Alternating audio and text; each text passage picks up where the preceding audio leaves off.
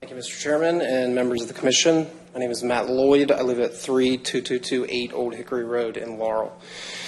First, I just want to thank you for your service and dedication to Sussex County. I recognize it's often a thankless job, but also a very necessary job for the betterment of the county.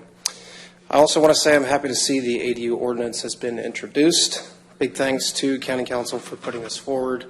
I believe this has been a long time coming, and I think these ADUs will go a long way in helping solve the affordable housing crisis that exists here in Sussex County. I plan to be brief, under 5 minutes. In 2019, an independent council study determined we were 10,000 households short, and now 5 years later, we can imagine it is likely doubled, if not tripled in size of the supply-demand problem. These ADUs are a great way to increase the housing supply while minimizing consumption of natural resources, as well as expanding the rights of the citizens who live here by allowing homeowners to occupy this additional unit, be it for family members, caretakers, or to increase their household income by renting it out.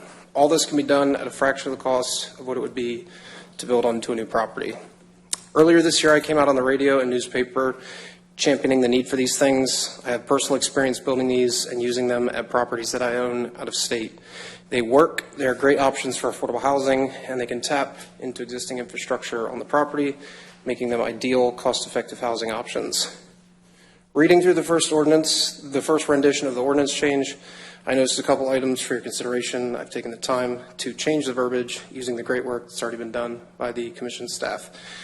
I will work quickly through those, explaining the reasoning behind some of these changes, and then provide each of you with a copy of my proposed verbiage. First, and I know this has been touched on, regarding the separate septic requirement, lines 29 through 33 stipulate that an independent sewer is required for newly constructed dwellings. However, in accordance with DENREC, because septic capacity is determined by bedroom count, if the proposed ADU, along with a primary dwelling bedroom count, does not exceed the current septic capacity, then the owner should automatically have the right to utilize the existing septic system, provided that it's able to be proved the size of the septic and up to snuff with DENREC. But if the overall bedrooms exceed the current capacity, it should say that a new system may be required, or the homeowner has the option to upgrade the existing septic.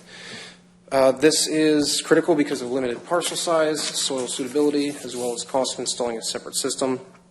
These options should be the right of the homeowner based on their existing septic capacity, not necessarily determined by the county engineer. It's a slight change, but I believe it's necessary to be specific in the language. You should note, when I wrote my recommendations, I kept them as simple and as close to the original verbiage as I could. Secondly, regarding the type of ADUs, lines 66 through 71, point out that the ADUs may be attached or detached from the primary dwelling.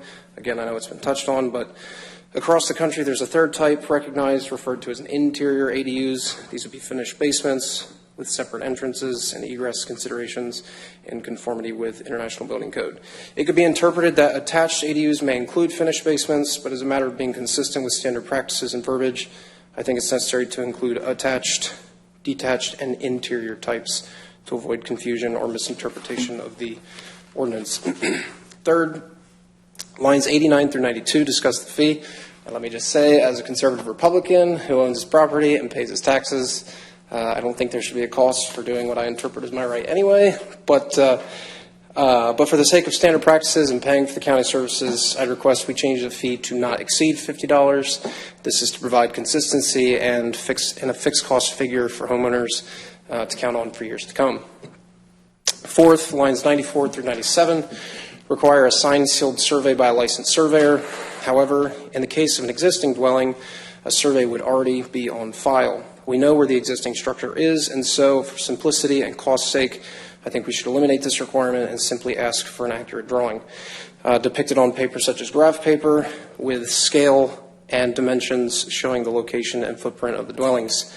I'd like to remind you that the whole purpose of this ADU ordinance is to encourage the building of housing and the supply thereof. But each requirement that we place that adds to the cost of the project just increases the barrier of entry and limits people from starting on a project like this anyway. Fifth, lines 103 through 106 discuss the maximum footprint. I think it's worth noting that a significant portion of ADUs will be converted from existing structures such as garages and pole barns.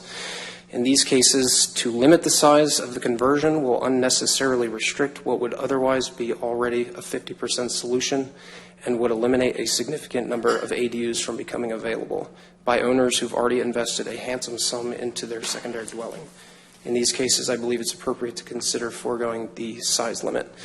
Lastly, lines 116 through 119 stipulate that an ADU be placed behind the primary dwelling. However, a considerable amount of dwellings that will be converted currently sit adjacent to the primary dwelling. So I think it's necessary to say that ADUs can be built behind or adjacent to the existing dwelling. In cases where the only space that is available, in cases where only space is available in front of the house, I believe it should be allowed by the county, by the engineer in the best interest of the county. I personally know of parcels where the house sits at the rear of the parcel, but the only space available sits in front of the house, concealed by trees between the main dwelling and the road. I got here a little late. You guys cruised through the agenda today, but this concludes my recommended ordinance changes, and I'm happy to take any questions regarding this. Do you have that? You said, do you have it written down? I do, yes. Notes, I'll hand it to you. Yep. And again, I made it as simple as possible. I had 8 copies. You guys want to sit down? Absolutely. Right. Thank you. All right. Thank you, sir. That's it. So I appreciate the time. I look forward to the implementation of the ADU ordinance. Thank you. Yeah. Thank you. Thank you. Anyone else? A couple comments on that, too. Just clarification points. One, that as I mentioned, we plugged in section 110-9. That has to do with county sewer systems, and it's, as Mr. Whitehouse explained, whether or not, and I think Mr. Butler asked, whether or not the septic system is sufficient to serve an ADU. That's going to be a DENREC issue. That this was in here to make sure that we didn't hang up somebody because the way the old code was worded, theoretically, you would have needed a separate sewer connection for the ADU, and we wanted to make sure that it could all be part of a single sewer connection. So that was actually sort of streamlining things. But I realize, as this gentleman mentioned, and as you all are hearing that, you sort of see that out of context in the ordinance. With the fees, that was actually a decision not to make it so that, there's some ad hoc determination of county council, but a while back, and you all wouldn't have necessarily seen this like several years ago at this point, county council wanted to pull all the fees out of, the mention of fees out of all the different chapters of the code and put them in a single chapter in the code. That way it could all be handled really at the time of budgeting versus having to amend the zoning code, if the fees change or whatever. So that's still handled each year on a public hearing basis when the budget gets approved. So that was not to change the fee amount, that was sort of a cleanup thing that we were doing at the same time we did this. So, but yeah, some of the other comments were good ones, like referencing interior in addition to attached and detached. So yeah. I appreciate the gentleman's comment that the square footage or 50% coverage rule could restrict the use of existing garages or over garages. That's big. That's an interesting thing to consider, yeah.